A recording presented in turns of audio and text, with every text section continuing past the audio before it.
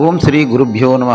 ஓம் come கணபதே நம. ஓம் சாம் சௌம் சரவண பவாய நம. எல்லோருக்கும் வணக்கங்க. நான் நவநீத குருக்கள் பேசுகிறேன். வருகின்ற 6/2/2025 வியாழக்கிழமை அன்னைக்கு தை கார்த்திகை வருகிறது.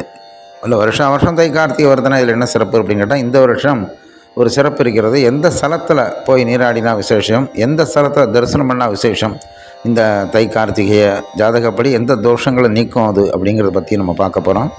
இது வரைக்கும் நம்ம சேனலுக்கு உள்ள இப்போ தான் வர்றீங்கன்னா தயவு செஞ்சு சப்ஸ்கிரைப் பண்ணிக்கோங்க. பிடிச்சிருந்தால் லைக் பண்ணி ஷேர் பண்ணுங்க. நல்ல விஷயங்கள் எல்லாருக்குமே கிடைக்கட்டும். இப்போ நம்ம நிகழ்ச்சிக்கு போவோம்.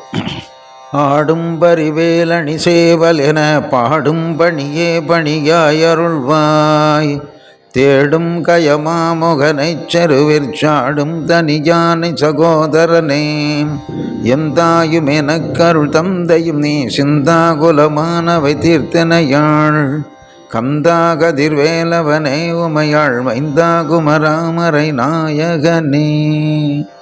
ஓம் சரவண பவாய நம. எல்லாம் வல்ல முருகப்பெருமான் நமக்கு வழிகாட்டியாகவும் குருவாகவும் இருந்து இந்த உலகத்திலே பல நன்மைகளையும் பல வரங்களையும் நமக்கு தர வேண்டும் என்று பிரார்த்தித்து கொண்டு நம்ம நிகழ்ச்சியை துவங்க போகிறோம். பொதுவாக இந்த கார்த்திகை மாதம் வரது தான். ஆனால் இந்த தை மாதம் வரக்கூடிய கார்த்திகை என்ன, தை கார்த்திகை அப்படின்னா உத்தராயணத்தில் வரக்கூடிய முதல் கார்த்திகை. உத்தராயணமே புண்ணிய காலம்தான், அந்த தேவர்களுக்கெல்லாம் பகல் பொழுது. அப்போ அதிகாலையில் வரக்கூடிய இந்த கார்த்திகை விசேஷம்னு சொல்கிறது. தேவர்களுக்கு காலை பொழுது இது. எப்போவுமே காலை பொழுது ஆரம்பிக்கிற போது முருகனை வழிபடுறது ரொம்ப சிறப்பு. அதிலும் குறிப்பாக தேவர்களின் தலைவனாக இருக்கக்கூடிய முருகப்பெருமான், தேவர்கள் எல்லாம் அதிகாலை வணங்குவார்கள் முருகப்பெருமான். இந்த நேரத்தில், அதாவது இந்த தை கார்த்திகை நேரத்தில் எல்லோரும் வணங்குவார்கள்.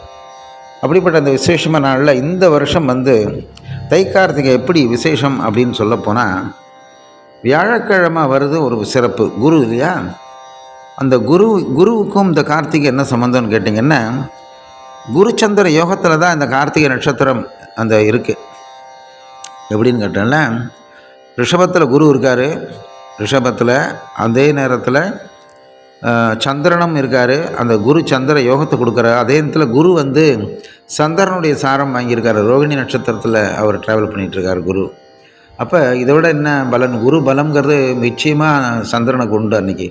அப்போ அந்த குரு பலம் அதிகமாக இருக்கும்போது நாட்களில் நீங்கள் என்ன செய்யலாம், குரு தட்சிணாமூர்த்தி வணங்குறது மிகச்சிறப்பு. அதே நேரத்தில் முருகனே குருவாக இருந்து உபதேசம் பண்ண சுவாமிமலை முருகனை தரிசனம் பண்ணுறது ரொம்ப சிறப்பு. அப்படி சுவாமிமலைக்கு போக முடியல, நாங்கள் பக்கத்தில் திருச்செந்தூர் பக்கத்தில் இருக்கோம்னு சொன்னால் திருச்செந்தூர் முருகனை தரிசனம் பண்ணிக்கலாம். அப்படி ஒரு விசேஷமான நாள் தான் இந்த குருஸ்தலம் என்று சொல்லக்கூடியது. குருஸ்தலங்கள் எல்லாத்துலேயும் போய் முருகப்பெருமானை வணங்கலாம். குருவாய் அருவாய் அருள்வாய் குகனைன்னு சொல்கிறோம் இல்லையா. குருச்சந்திர யோகத்தில் வியாழக்கிழமையில் குருவினுடைய கடாட்சம் கிடைக்கக்கூடிய நாள் என்று. வியாழக்கிழமை இது எல்லாமே குரு பலத்தை நமக்கு அதிகமாக கொடுக்கும். பொதுவாக ஒரு ஜாதகத்தில் குரு பலம் அதிகமாக கிடைச்சா என்ன ஆகும், நன்மைகள் எல்லாம் நடக்க ஆரம்பிச்சிடும். ஒருவருக்கு ஜாதகத்தில் குரு நீச்சம் அடைஞ்சிருக்கு அப்படின்னு சொன்னால் அவர்கள் இந்த குரு பலத்தை பெற்றுக்கொள்ள இந்த நாள் மிகுந்த உதவியாக இருக்கும். அதனால் இந்த குரு பலம் பெற எல்லோருமே இந்த கார்த்திகை தை கார்த்திகை மிஸ் பண்ணாமல் சைவமாக இருக்கலாம், விரதமாக இருக்கலாம். இந்த கார்த்திகை விரதம் இருந்தால் மிகுந்த சிறப்பு.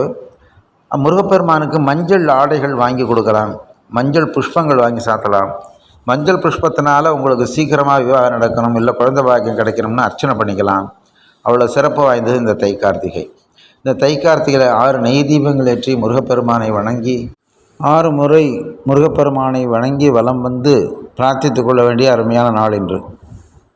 அதோடு இல்லாமல் இந்த நேரத்தில் குருவாக இருக்கக்கூடிய, உங்களுக்கு குருவாக இருக்கக்கூடியவர்கள் யாராக இருந்தாலும் சரி, அவரிடத்தில் ஆசீர்வாதம் பெற்றுக்கொள்வது இன்னும் சிறப்பு. அதனால் இந்த குரு சம்பந்தமான இந்த கார்த்திகை உங்கள் எல்லோருக்கும் குரு தோஷத்தை நிவர்த்தி பண்ணி வச்சு, குரு பார்வையை கொடுத்து, குரு மங்களத்தை கொடுத்து, சகல சௌபாக்கியங்களும் அளிக்க வேண்டும். முருகப்பெருமான் குருவாய் வர வேண்டும், உங்களுக்கு எல்லாம் அருள வேண்டும் என்று கேட்டுக்கொள்கின்றேன். எல்லாம் அல்ல முருகப்பெருமான் பிரார்த்திப்போம். ஓம் சரவண பவாய நமஹ.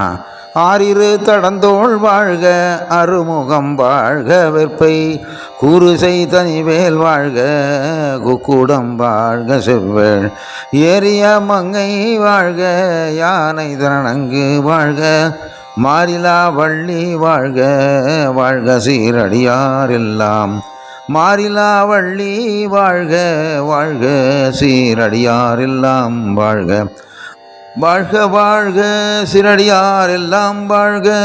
ஓம் சரவண பவாய நமஹ.